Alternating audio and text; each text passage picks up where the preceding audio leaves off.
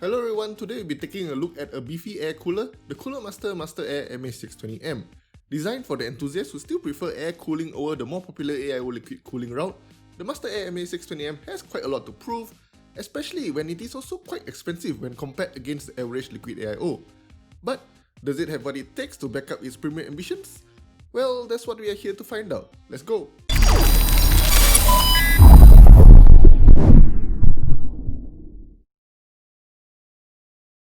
As usual, let's start with the unboxing.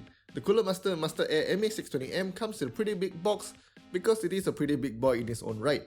Cooler Master used their signature dark grey purple colour scheme here, and I do believe that this combination would quite easily stand out on the store shelf. Cooler Master also crammed in a whole lot of information here with the full specifications and also highlighted features printed on the sides of this box. Pretty cool. But we care more about what's inside than what's on the box. First up, there's a box that contains the mounting hardware as well as an RGB controller. Then we can see that Cooler Master decided to encase the MasterAir MA620M in a huge foam block to protect it during transportation. The foam holds the cooler very securely, and you can see that our cooler here arrives safely in one piece without any bent fins or scuff, which is great. Now that we have it out of the box, let's take a closer look at the cooler. There are 6 heat pipes leading up into the thick fin stack, which has large cutouts to improve on RAM compatibility as well as excessively large VRM heatsinks. The entire cooler is finished in black, from the metal bits to the plastic clips, and the only area on this cooler that's not black is the translucent RGB strips up top and also the copper contact plate. The overall design reminds me of the Wave Ripper, which is also a Cooler Master design, although that one is a much bigger cooler meant to cool the AMD Threadripper processors.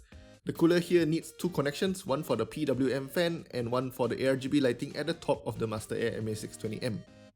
Without further ado, let's get started installing the MasterAir MA620M. Cooler Master did very well to make the installation of the MasterAir MA620M easier than on most coolers of this size, as all you need to do is to mount the appropriate bracket to the motherboard with the included backplate and then screw in the cooler from the top. I do think that this is an excellent system by Cooler Master and I hope to see it in more coolers from them soon.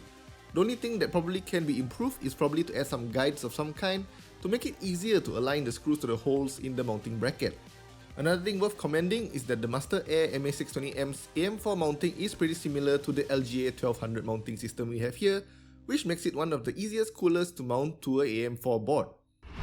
Once you get everything set up, you can enjoy the sleek and simple design of the MasterAir MA620M.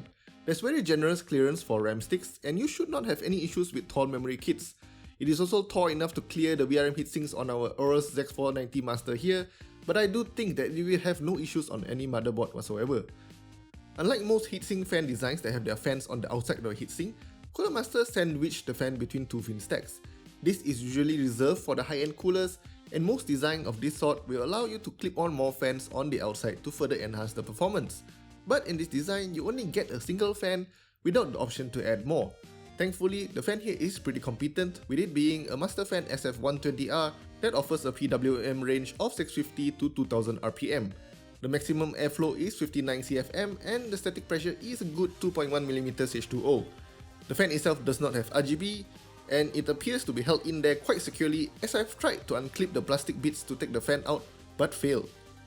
The only bit of lighting you will find on the MasterAir MA620M is at the top, where the Cooler Master emblem and the 2 light strips beside it glow.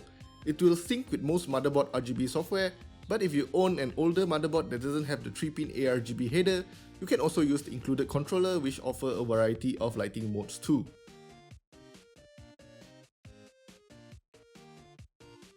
Now onto the performance. The MasterAir MA620M actually has what it takes to outperform larger, beefier heatsinks and even beat poorer designed 240mm AIO radiators while handling the Core i7-5820K overclocked to 4.1 GHz. The CPU pulls about 200 watts at these settings, which means that the MasterAir MA620M is doing a pretty good job here. On top of providing good cooling, it is also relatively quiet. Not the most quiet we have tested, but it should be relatively silent in a good case with an optimized fan profile. And now the price. Priced at RM399, it is actually more expensive than decent 240mm AIO liquid coolers from Cooler Master themselves. This makes it really only for those who don't like liquid coolers due to paranoia of leaks or that they think air coolers just look better. Performance is good, but when pitted against good 240mm AIO coolers, it will not be on equal footing at all. Overall, I do think that the MasterAir MA620M is a good product from Cooler Master as it performs well, looks great, and it doesn't make that much noise in operation. I do really dig the way that it looks like a Rave Reaper 2, as it is the closest you can get to one because the Rave Reaper only fits on the TR4 and STRX4 sockets. But on the other hand, it is quite expensive and it is also quite tall at 165mm, which will rule out quite a few cases in terms of compatibility.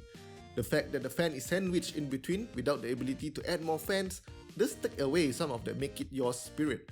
Not to mention that while heat sinks are often preferable over liquid air hose, thanks to the idea that heat pipes pretty much last forever unlike the pumps in liquid air hose, and the fans can be swapped out when they fail, the fan that's so securely sandwiched between the fin stacks seems to cancel out their notion. So, what do you think of the MasterAir MA620M? Do you prefer air cooling over liquid cooling? Let us know in the comments. And if you like this video, make sure to give us a thumbs up. And as usual, if you haven't already, make sure to subscribe to our channel, follow us on Instagram, and like our Facebook page for more content like this. Thank you guys for watching. I'm Vincent Chan from Polkder.net, and I will see you guys in the next video. Goodbye!